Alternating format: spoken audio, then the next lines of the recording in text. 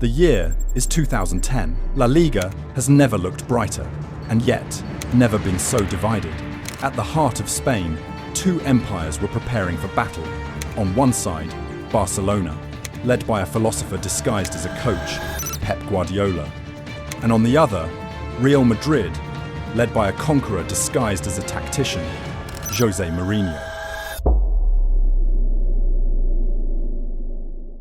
Barcelona had already redefined what football could look like. In just 2 years, Guardiola's team had become a kind of symphony, with each pass a musical note, each movement a melody. They didn't just win matches, they hypnotized you while making it look effortless. By 2010, they'd won 8 major trophies in 2 seasons. They were the closest thing football had ever seen to perfection. Xavi, Iniesta, Busquets, Messi, names that spoke the same language. Together, they made tiki-taka a religion. And Pep, he was its prophet, calm, poised, ruthless in precision. A man who believed that football was about beauty and perfection, not chaos, about control, not violence. But across Spain, Florentino Perez, president of Real Madrid, was watching and seething. He'd built Galacticos once before, Zidane, Ronaldo, Beckham, but Frank Rijkaard's Barca team made his empire less than dominant. This was the same thing Pep's Barcelona did to him. He had made his new empire look outdated, and Perez's ego wasn't built to tolerate inferiority.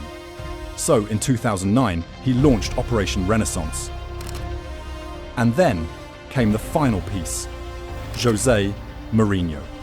The special one, the man who had just conquered Europe with Inter Milan by defeating Pep's Barcelona in the Champions League semi-final. A genius who believed football wasn't meant to be beautiful, it was meant to be won.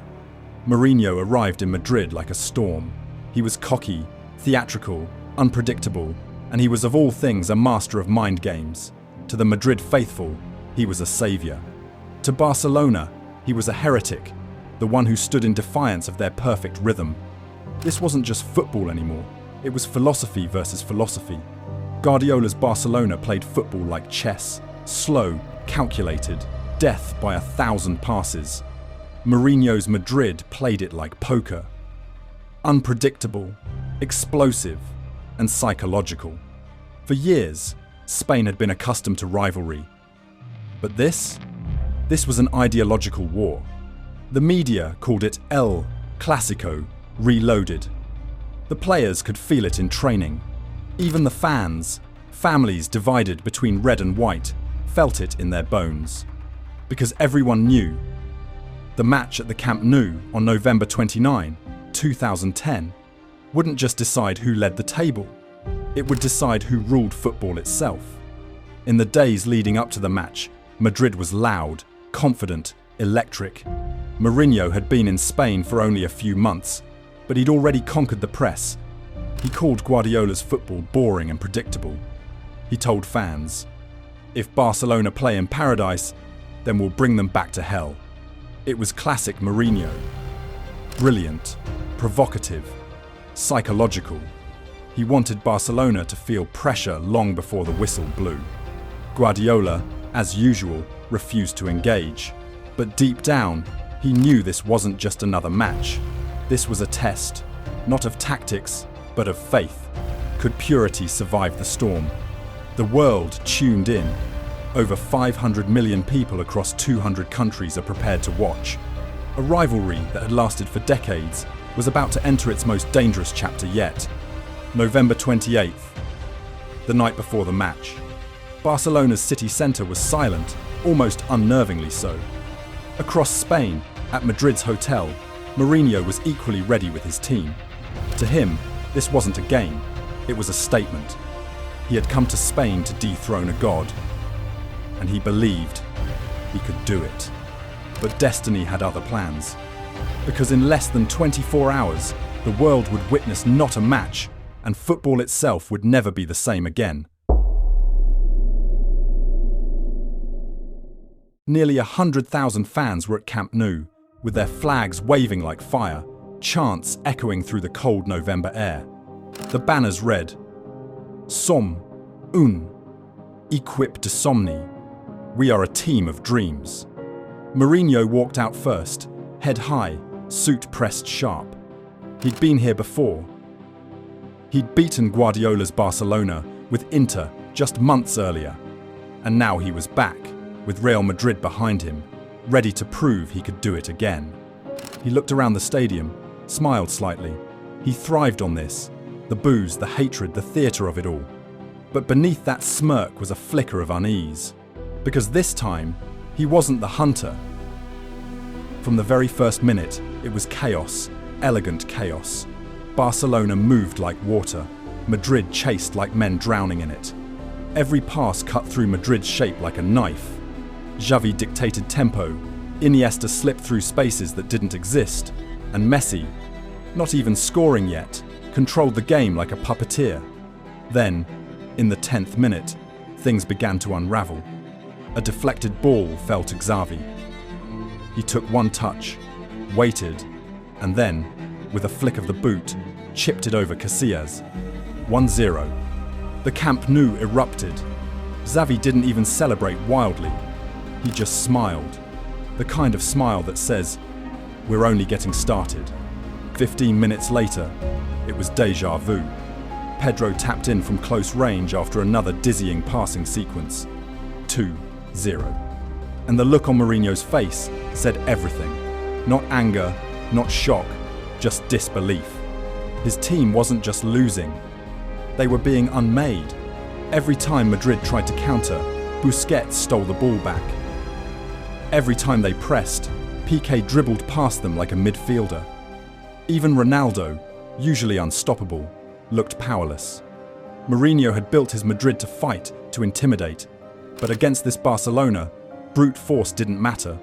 They weren't playing football, they were painting it. And then came the third. David Villa, the new arrival, timing his run to perfection. Messi threaded a pass so delicate it could have cut glass. Villa finished. 3-0. By half-time, Real Madrid weren't playing, they were surviving. Even the fans in white scarves started clapping Barcelona's movement, not out of respect, but surrender. In the second half, Madrid didn't just fall apart, they lost control. Ramos, Alonso, Pepe, players built on pride, started lashing out. Frustration turned into fouls, fouls into chaos. Guardiola stood calmly on the touchline, hands folded. Mourinho barked orders, but there was nothing they could do. Barca were just too good tactically. Mourinho looked helpless, the conductor of an orchestra gone tone deaf. But it wasn't over in the 55th minute. Villa again. Another Messi assist, another perfect finish. 4-0. The Camp Nou shook. Mourinho turned away from the pitch, lips tight, eyes blank. And then came the final blow. Jeffren, the academy kid, bundled in the 5th goal in stoppage time. 5-0. No mercy, no resistance, just silence from the away end, the kind that only follows humiliation. As the referee blew the whistle, the scoreboard glared like a wound. 5-0. Real Madrid's worst defeat in half a century. Mourinho's heaviest loss in his managerial career. Barcelona didn't just win, they stripped Madrid bare, in their own theatre, under the world's gaze. The fans chanted, Mo, vete al teatro, Mourinho, go to the theatre, mocking his drama, his arrogance, his aura of invincibility. And as he walked down the tunnel, he whispered to himself, almost as if to say, enjoy this. It won't last forever, because even he knew humiliation like this never fades quietly. That night didn't end a rivalry. It lit a fire that would soon consume them both. The morning after the 5-0, Madrid woke up in mourning. Newspapers called it La Vergüenza del Siglo, the shame of the century. TV pundits said Barcelona didn't just beat Madrid, they rewrote the rules of football. The Santiago Bernabeu was quiet that day, unnaturally so. Players avoided the press, heads down, phones off. Inside the training ground, Mourinho walked past every camera without saying a word. For a man who lived off chaos, he was still. But inside, he was burning. That night hadn't just hurt his reputation, it had violated his identity. He had been the special one, the tactical god who stopped Barcelona with Inter, the man who'd beaten Pep before. Now, he was the villain in someone else's masterpiece. And Mourinho was never built to play second to anyone. So Mourinho did what he always did. When cornered, he declared war. "We'll never lose like that again," he told his players in private. "If they want beauty, we'll give them chaos." Training sessions changed. Tactics shifted from expression to suppression. He studied Barcelona's rhythm like a scientist studying a virus, looking for weaknesses, patterns, triggers. If Guardiola believed in control, Mourinho believed in disruption. If Pep saw football as art, Jose saw it as combat. He wasn't trying to beat Barcelona at their game anymore. He was going to destroy their game. The transformation wasn't just tactical, it was psychological warfare. Mourinho started planting seeds everywhere, in the media, in referees' minds, even in Barcelona's dressing room through his words. Every press conference became a grenade. He questioned refereeing bias. He accused the league of protecting Barcelona. He called Pep a man who complains too much for someone who wins everything. And Pep? He refused to respond, at first. He tried to keep the purity of his football intact, but Mourinho was dragging him into the mud, and everyone could see it. Madrid became meaner, tackles were harder, fouls became tools. Pepe, Ramos and Alonso became soldiers of a new doctrine, one Mourinho himself had forged. If you can't outplay them, outlast them. If you can't outlast them, outfight them. Behind the scenes, Cristiano Ronaldo was changing too. No longer just a winger dancing on the touchline, Mourinho transformed him into a weapon. Sharper, colder, angrier. Ronaldo stopped smiling after goals. He stopped celebrating assists. He became a machine. Mourinho told him, "You're not here to enjoy football. You're here to kill doubt." By the spring of 2011, a storm was brewing. Madrid were no longer a team chasing Barcelona. They were a team chasing vengeance. Mourinho began targeting moments, not matches. He knew revenge wouldn't come from one game. It had to come from many. And fate seemed to agree. Because soon, football would hand him something unprecedented. 4 Clásicos in 18 days. Copa del Rey final, 2 Champions League semi-finals, and a Supercopa to top it all off. 4 battles, 4 chances to settle the score. 4 chapters that would turn football's greatest rivalry into open war. Mourinho smiled when the fixtures came out. He looked at his staff and said quietly, "Now, we fight on every front." No more beauty. No more philosophy. Just blood, belief, and revenge. What followed would not be about tactics. It would be about violence, pride, and survival. Because in the span of 18 days, the world would watch football's most beautiful rivalry descend into madness, and Mourinho would make sure everyone remembered who started it. April 2011. Spain was holding its breath. For the first time in history, Barcelona and Real Madrid were set to face each other 4 times in just 18 days. Not friendlies, not exhibitions. 4 matches, 4 fronts. 4 chances for pride, revenge, and ruin. The atmosphere was poisonous. Every news outlet had picked a side. Barcelona's Més que un club, philosophy versus Madrid's iron-fisted realism. Pep's purity versus Mourinho's provocation. Nobody doubted one thing. Something would break before this was over. Whether it was Pep, Jose, or Spanish football itself. The first stage was set for the Copa del Rey final at the Mestalla Stadium, Valencia. Mourinho knew he couldn't lose this one. Not again. Not after the 5-0 humiliation. From kickoff, Madrid's plan was clear. Press, tackle, suffocate. They weren't playing football. They were dragging Barcelona into a fight. and for the first time, it worked. Ronaldo, who'd spent the previous Clásicos frustrated and isolated, looked reborn. Mourinho, for the first time in Ronaldo's career, shifted him to the middle of the pitch, to play as a striker. He ran like a man possessed, chasing every ball, colliding with every defender. At the other end, Puyol, Busquets, and Alves looked rattled. Barcelona's passing rhythm was gone. 120 minutes of football came, and no goals occurred between them. Then, in extra time, the moment that changed everything. Di Maria broke free down the left. A perfect cross. Ronaldo rose, as if pulled by gravity in reverse, and thundered a header past Pinto. 1-0. Madrid erupted. Ronaldo tore off his shirt, screaming at the crowd. For the first time in years, Madrid had beaten Barcelona. And Mourinho? He didn't smile. He simply raised one finger, his reminder that this was only the beginning. 7 days later, the war moved to the Bernabeu. Champions League semi-final, a ticket to Wembley, and immortality. From the first whistle, the tone, just like the match a few days prior, was venomous. Pepe lunged at Dani Alves. Alves rolled, screamed, clutched his shin. Red card. Mourinho exploded on the touchline. He was sent off too. He stormed down the tunnel, shouting to the cameras, "Why?" Always the same. Always then. From that moment onward, Messi happened to Madrid. He took care of business as usual. 2 goals, one a blur of movement and balance so perfect it felt like a painting.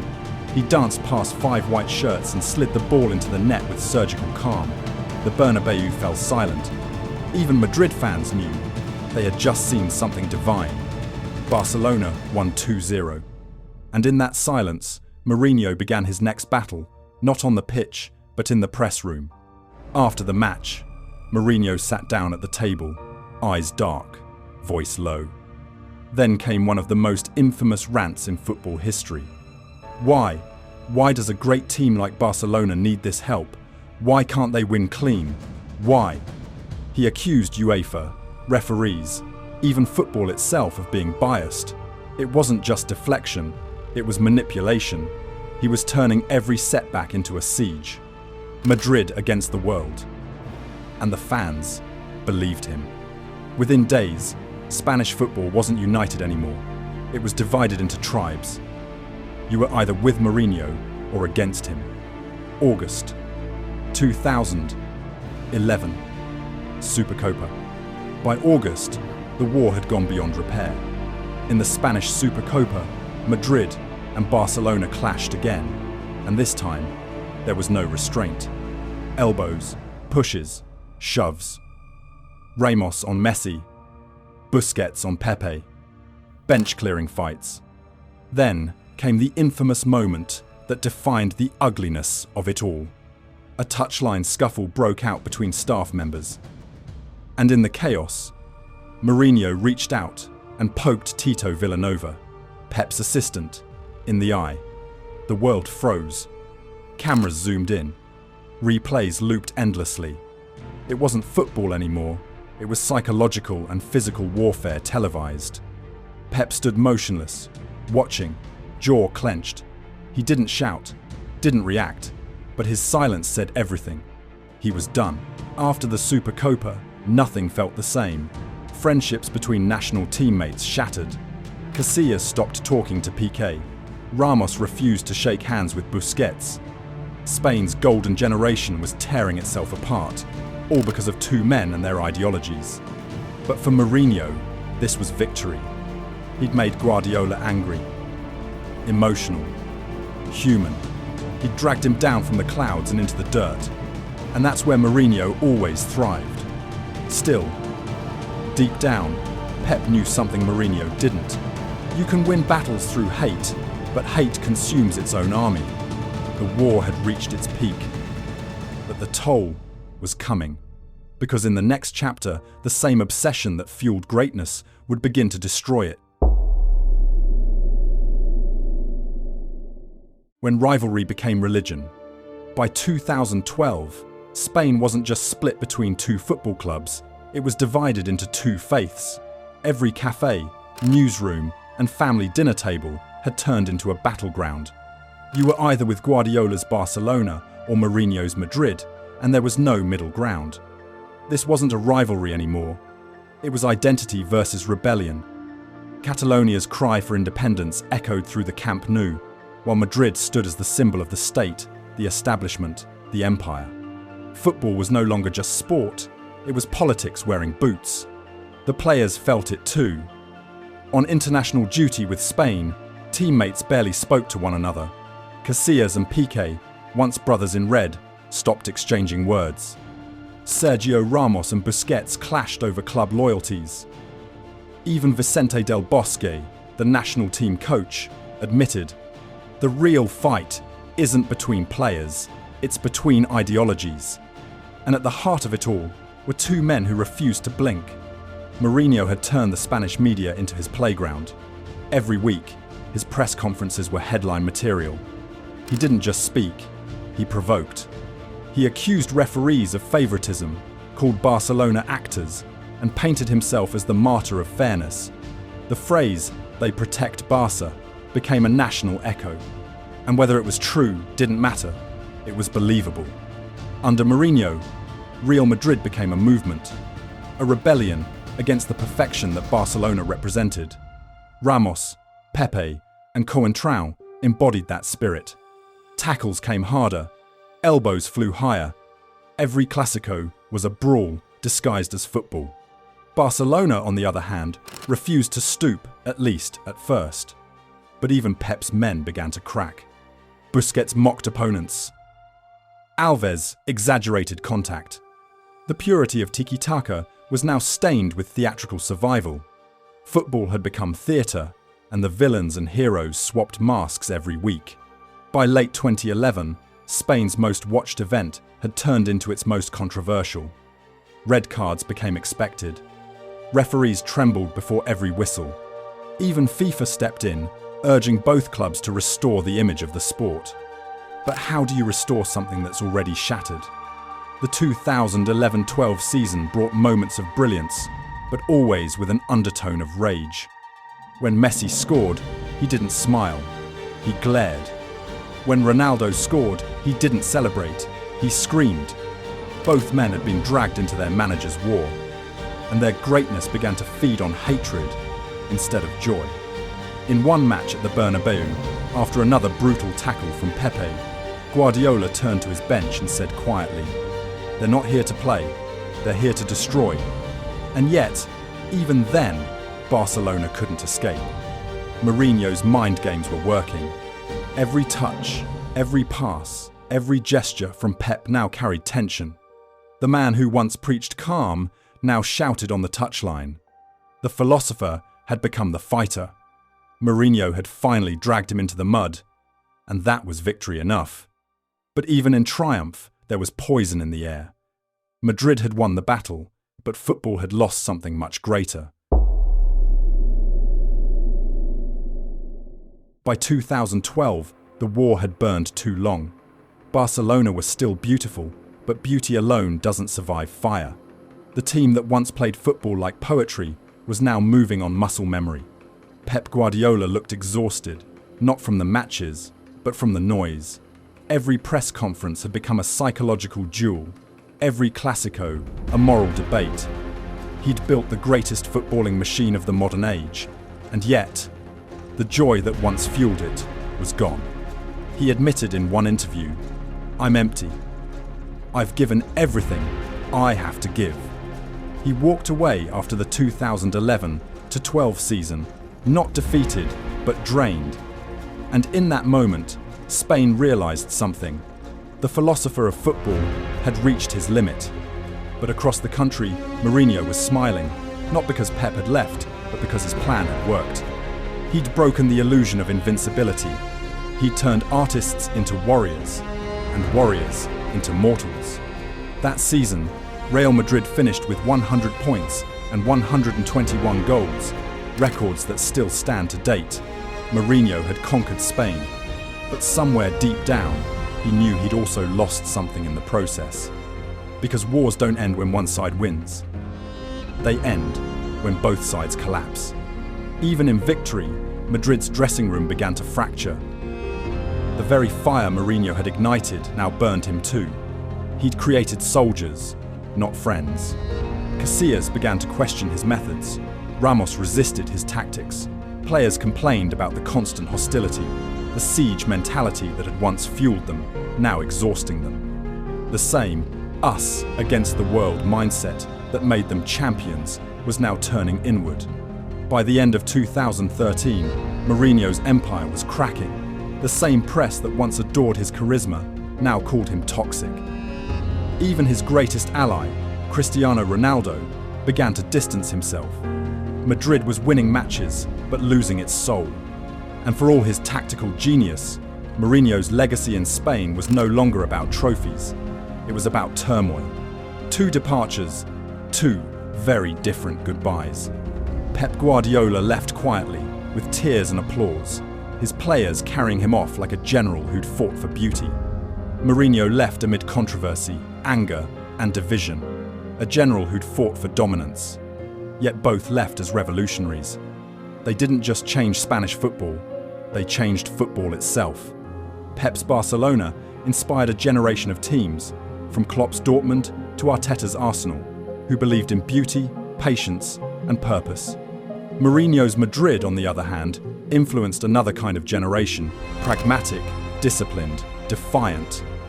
They proved that control could be broken, that perfection could be cracked. Together, they didn't just compete, they defined what football would become.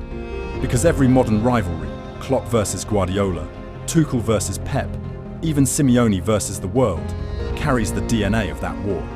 It wasn't about two teams, it was about two ideas. But legacies always come with losses. Spain's golden generation, the one that had dominated world football, began to fracture under the weight of club rivalry. The unity that had won the 2010 World Cup faded as bitterness grew. By the time Pep and Mourinho left, something in Spanish football died with them. And maybe that's the true cost of greatness, that it consumes everything, even the beauty that created it. Years later, when both men faced each other again in England, something had changed. The fire was smaller, but the respect was bigger. They no longer saw enemies, they saw reflections. Each had something the other lacked. Pep had purity. Mourinho had resilience. Pep built empires through belief. Mourinho built them through battle. Together, they built an era that will never be repeated. Football was never the same after Pep and Mourinho, because they didn't just fight for victory, they fought for philosophy. And in that war, the game itself was reborn.